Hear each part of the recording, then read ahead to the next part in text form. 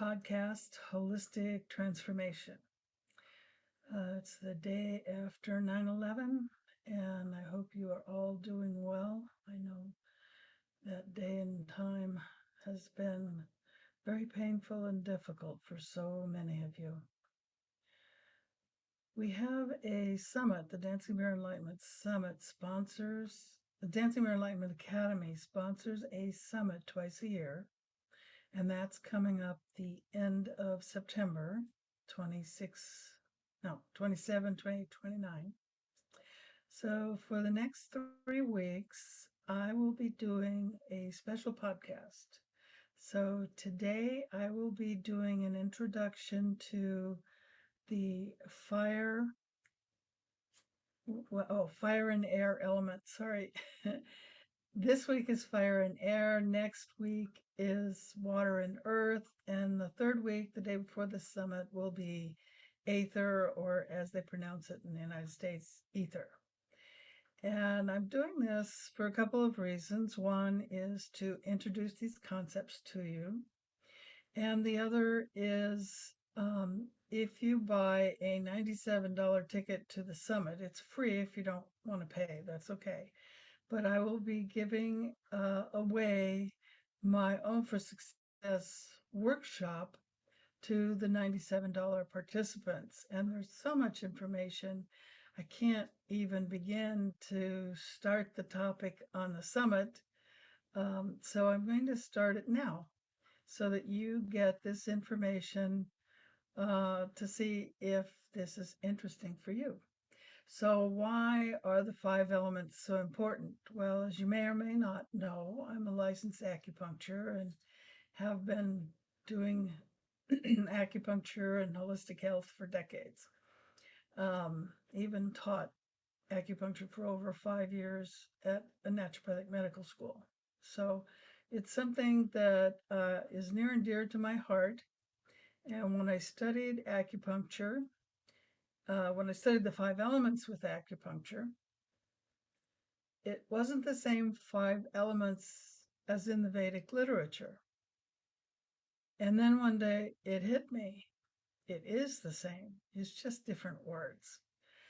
So then I did more research on Ayurvedic medicine, and sure enough, the 3 doshas of Ayurveda match the 5 elements. Each dosha has 2 of the elements. So you might say, who cares? Why should we know the element? Well, in my intro class, the one that I'm giving away for free, I help people understand which is their physical element. So you have all 5, but what is dominant in each area of your life? You have your spiritual side, your mental, your emotional, your physical. And knowing your physical side can help you stay healthy. And if you're not healthy, get healthy. And then each of those elements has a meditation category associated with it.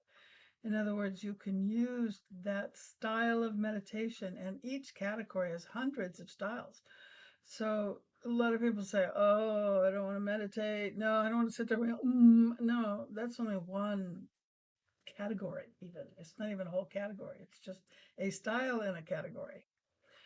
Some people say, well, I can't sit still. Well, you don't have to. There's moving meditations. And some people say, I don't have time. Well, if you don't have time, you need to meditate, because that's how you're going to get time. Because you're going to de-stress, you're going to get healthy, you're going to manifest what you need, and synchronicity in your life will be unbelievable. So meditation actually saved my life. I was literally dying when I learned to meditate. So it's my passion to help people figure out what meditation to use when. Now, some people say, well, I already know what kind of meditation I want to use. One guy told me, oh, I use self-hypnosis. Guess what? That's a type of meditation. So whether you're using shamanism, self-hypnosis, while you sit, or whatever you do, those are all types of meditation. But sometimes whatever meditation you do just doesn't work.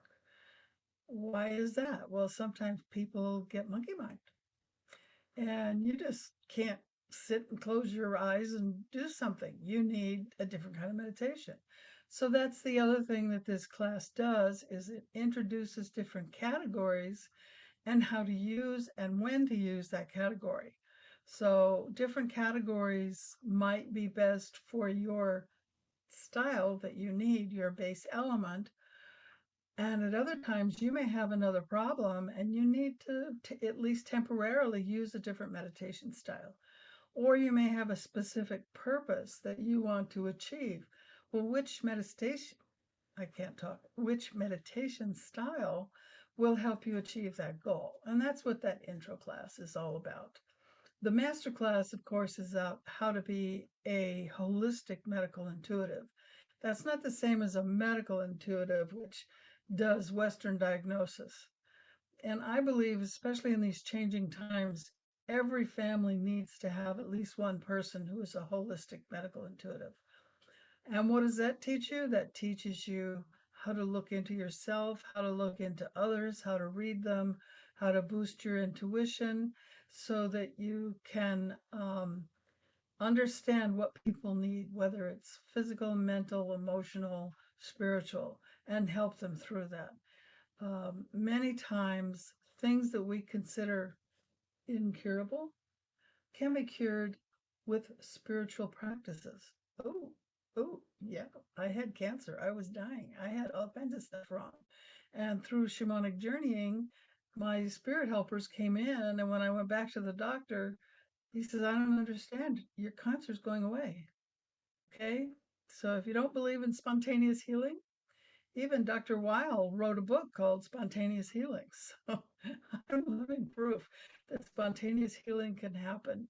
And it happened for me through meditation and meditative practices. So that is my goal, to help people understand meditation and when to use it and how to use it.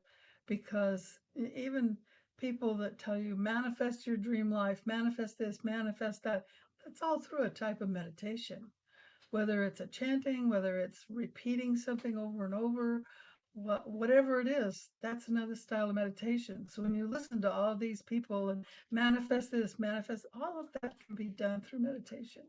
So it isn't just about sitting for an hour or 30 minutes or 15 minutes or 5 minutes, however much time you want to give it. It's about so much more than that. And what is your purpose? Do you understand your purpose? How to find your purpose? All of these things can be done easily and effortlessly if you know the right meditation style.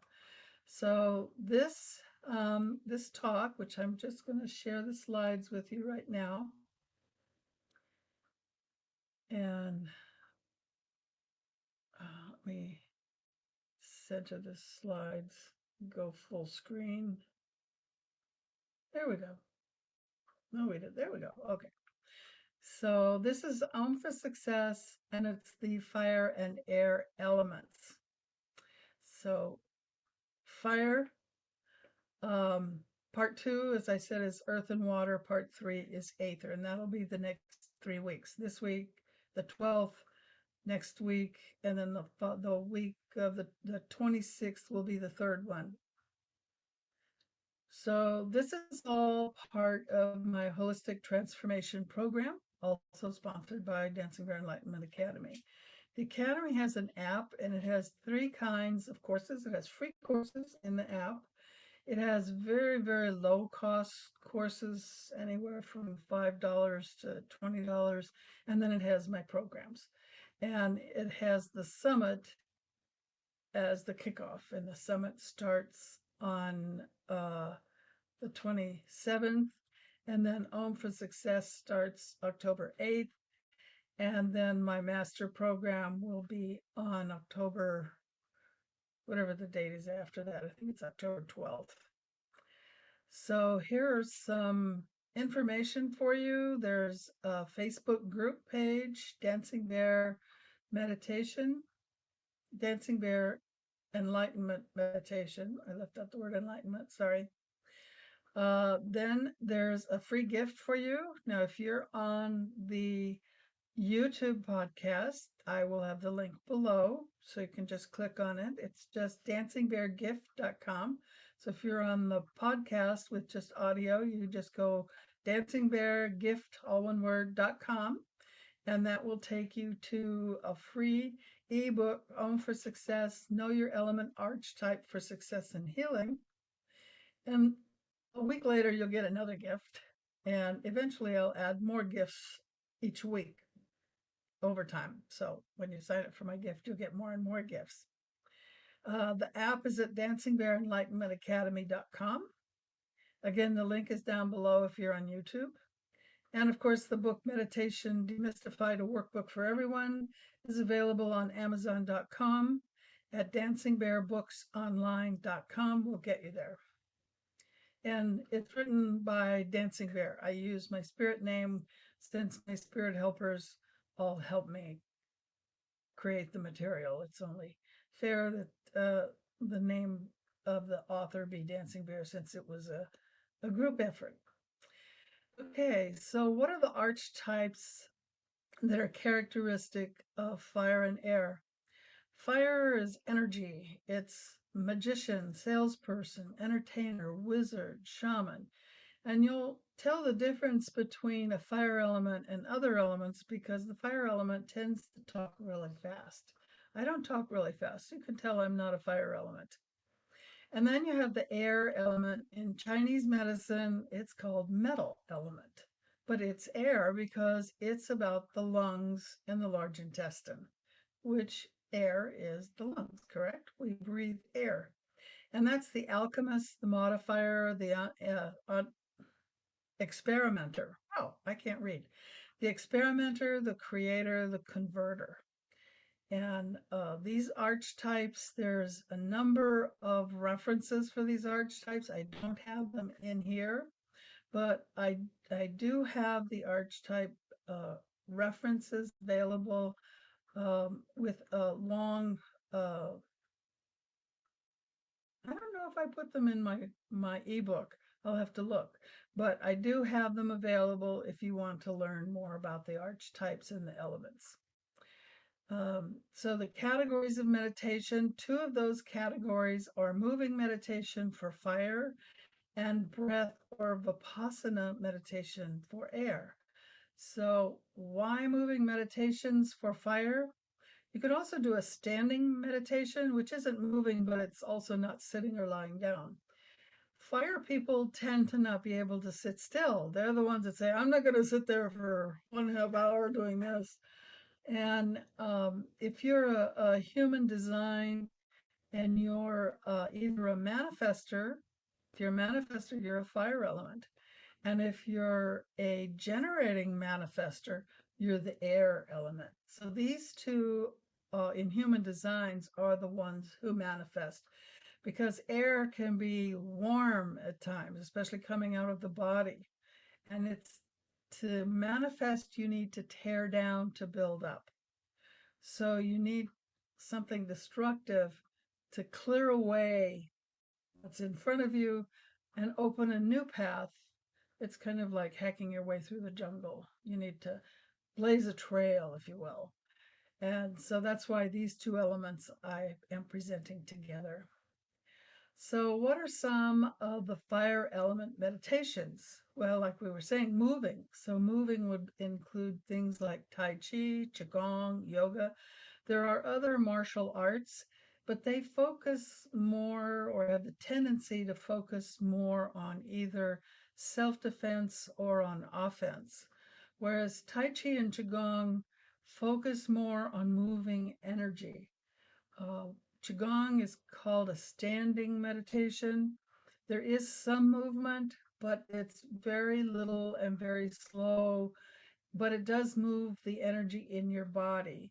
Tai Chi is a moving meditation where you don't stand still, but it opens and closes with Qigong movements. So you first bring in the energy and then you do the movements. And as you do the movements, you can depending on the movements you do, it literally clears your channels. And then with yoga, of course, now in the United States, many people use yoga as exercise, which is not what it was intended for. It is not an exercise. It is an exercise, but it's not to be an exercise, if that makes any sense at all. It is a type of moving meditation. And when you hold a pose, You are bringing in those energies and working with those energies in your body and meditating on what those energies are doing for you in that pose. And something just ended and jumped into my way. Okay, I got it out of the way. So then there's standing meditation. Now, both the Hawaiians and the Native Americans have a type of standing meditation. Now, as you can imagine, the Hawaiian is to stand at the edge of the ocean, out far enough where your feet get wet, but not so far out that when the tide comes in, you're going to get all wet. And they would stand there staring at the waves until whatever trouble they had or issue or whatever was bothering them was cleared up. And sometimes they could stand there day and night, maybe 1 or 2 days, if that's what it needed to clear up their issue. And my understanding is they had no mental illness until white men arrived and they could no longer do their standing meditations. So that's how powerful that can be. But if you're like me and you live in Arizona or someplace that doesn't have an ocean, that's hard to do. So you might want to try the Native American style. And that is where you go and find a tree. Needs to be a tree you relate to. Can be a tree in your yard, you can go to a park, you can go to a forest, whatever is available to you. Worst case, you find a picture of a tree on your computer and you stand and stare at the tree. One of the things I like to do with a standing meditation is first talk to the tree, feel the bark, the leaves, the needles, whatever they have, and then put my hand on the tree. Or if I've been driving, when I lived in California, I went to Mount Shasta at least once a month, and it was a long drive. And by the time I got there, I was really ungrounded. That my style doesn't work well with long driving. And I would put my back to a tree that was up there that I really liked, and I would just stand there and reground. Trees are really good at grounding you, putting clear boundaries around you. And if you listen carefully, they will talk to you. So find your tree, hold a tree, be a tree hugger if you want, but you don't have to. I used to put my back to the tree when I needed to ground, but you can just put your hand out and touch the bark or touch a branch, whatever works for you, and stand there with the tree grounded and allow Mother Earth and your spirit helpers and the local spirits of wherever you're at speak to you and help you through whatever it is. And if you're just meditating for meditation, then you just stand there and you and the tree enjoy each other. The third is a walking meditation. And there's a lot of retreats you can go on that are, 1, 2, 3 day retreats, even 1 week retreats where you don't talk. And they might have a path laid out and you just walk that path purposefully, noticing your thoughts, but focusing on the path. You can go to a park, anywhere where you won't be interrupted or disturbed, and especially if you can walk in a circle or a known route where you're not going to get lost if you walk that route. And just walk and not talk. I actually had a friend who spent a year at such a retreat, not speaking at all for a year. Imagine doing that. You don't talk to anyone for a year. Of course, if you do that kind of a treat, you need to go where someone's going to cook the food for you and help you, because otherwise it's kind of hard to do when you live alone or with a family. You really have to be away. But you can do a walking meditation anytime you want. Just if you live alone, you can do it in your house. If you live with family members, tell them you're going to be outside in the backyard if you have a backyard. If you have to, then go somewhere where you can walk and not be bothered. Even worst case, go to a shopping mall, and because most people won't talk to you at a shopping mall unless you're in a place where people are friendly. And yeah, there aren't a lot of places like that where there are shopping malls these days. I actually haven't been to a shopping mall in several years, so I don't know.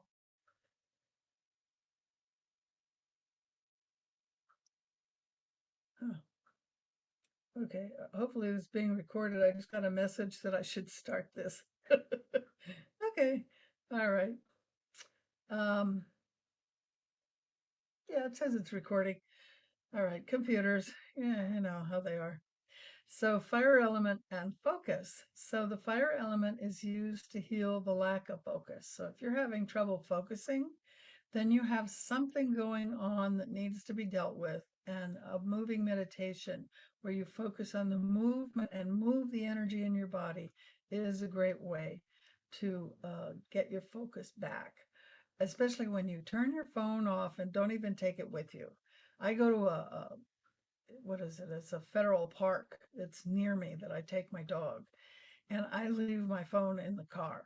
I'm not going to carry my phone even with me. And I spend my time with the dog walking purposely around this. I usually walk around a lagoon, so it's very beautiful. If you know me on Facebook, you've seen pictures of the lagoon. It's beautiful, and there's ducks that swim, and it's just a wonderful place to walk. And of course, it's not a round circle, but it's a circular path, so it's perfect for a meditation, and my dog enjoys the walks. Fire ignites your passion. So if you don't know what direction to go in, of course, there's an acupuncture treatment with the Ajna Center for that.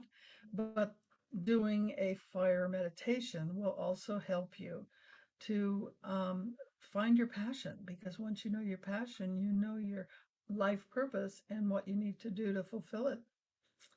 So in traditional Chinese medicine, I call it TCM because there's so many different names for acupuncture. It's actually a type of medicine. So acupuncture is a modality of acupuncture. So to avoid all the controversy and the people who are triggered by certain words, I just call it traditional Chinese medicine. And for the slides, I just say TCM. So in TCM, fire feeds wood. It says needs wood. Well, yeah, fire needs wood, and it creates earth. So you have all the five elements in a circle, unless you have it as a cross. So you can have the four directions for the five elements with earth in the middle, or you can have them as a circle with each one feeding the next. So in this case, fire needs wood, so wood feeds a fire, and then fire creates ash, which creates the earth. The heart, the small intestines, the pericardium, and the sanjiao are all fire element channels and organs. Now they call sanjiao organs and the pericardium, but they're not actually organs. The pericardium is the membrane around the heart. It's called the heart protector. And the sanjiao, san means three and jiao means area. So it's the three areas of the torso. So you have the upper, the middle, and the lower. Some people call it the triple warmer. Those are all fire element channels. So, okay, I won't go into everything about each element because that would just be too long. If you want to know more, I have that in my class. So when do you want to use this style of meditation? When your mind is scattered, you cannot focus, you have monkey mind. When you easily fall asleep while meditating, I get that one a lot too. Oh, I just fall asleep when I meditate. Well, then you're doing the wrong kind of meditation. When you cannot sit still, you've got antsy, you've got so much energy, you don't know what to do. Well, you need to burn the energy. And when your energy is scattered, if the energy becomes scattered, you will become very, very fatigued. And you need to get your energy back together. And one way to do that is like yoga poses where you just stay in one pose for a while. You're not moving from pose to pose, but you find the pose that your channels in your body need at that time. And that's the pose you use to open those channels. Or you can just do a standing meditation or a walking meditation or a Tai Chi or Qigong, whatever you feel is going to help you. So learning a little about each of those styles, if you have any of these issues, would help you greatly. Okay, air element. The air element is metal in TCM. It also means the mind or mental.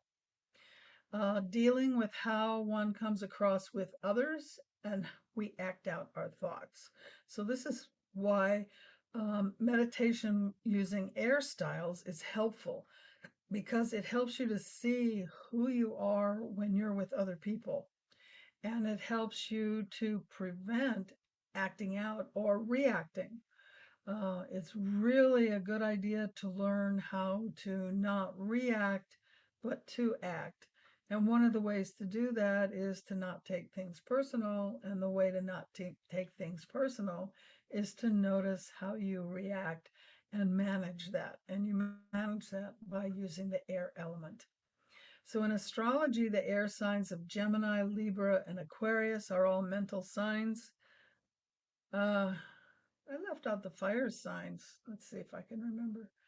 The fire signs are Aries, Leo, and Sagittarius. Um, so attention is from the mind. That's where we analyze, synthesize, and probe. And these signs, it's said, they breeze through life. Some say in an insensitive way. And on Twitter, I'm part of an astrology group. I'm not an astrologer, but I enjoy being in the astrology group. And they're always asking, what sign is the worst for this, or the worst for that, or the best for this, or the best for that. And I think pretty much everyone would agree Aquarians are very, very detached. Libras can be detached, and then you have the Geminis, which is the twin, and they come and go. But those three signs can be the most insensitive because they are the most detached. And there's nothing wrong with being detached. There are times when detachment is a good thing. It's just like I have one friend that has an Aquarius sun and an Aquarius moon. He is the most detached person I've ever met. Again, it's not bad because I have a great deal of respect for this person and he's awesome. It's just how they are. They're a little bit different. So if you know an air sign, you know what I'm talking about. Okay, so what meditation style is good for people who are detached or who want to detach because you're too attached? And that would be the breath, obviously, for air. You want to set the stage for your meditation. So you want to create a ritual. Now, you can do this no matter what style of meditation you're going to do. But for the breath meditation, you're probably going to either sit or lie down.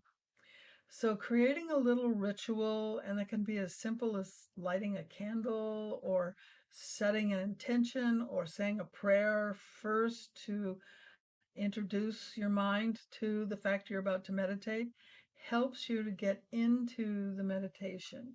If you listen to my weekly meditations on Thursdays at 5 on this channel, I will tell people go into your inner space. So that's the ritual that I create. So people who follow me will learn that when I say go into your inner space, oh, that's when I need to do what I need to do to be ready to meditate.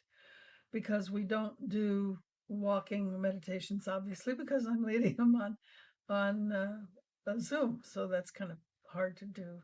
I guess I could do one, but it would be hard to do live since the park would be closed then.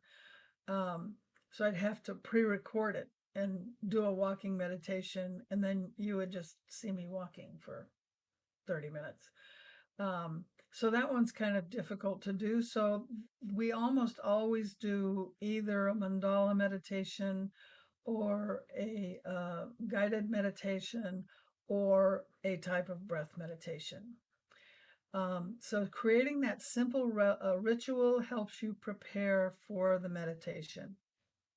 Again, you can, if you listen to, I forgot his first name, Silva. Anyway, there's this Silva learning style or whatever it's called. And they just have you count. So you breathe in, and then as you exhale, you think 1, 1, 1. Then you breathe in and exhale 2, 2, 2. You inhale and exhale, thinking 3, 3, 3. And by the time you get through with 333, you're in a deep meditative state. And I use that all the time to get into my inner space. It's easy, it's quick, and there's lots of YouTube videos on how to do that Silva style meditation.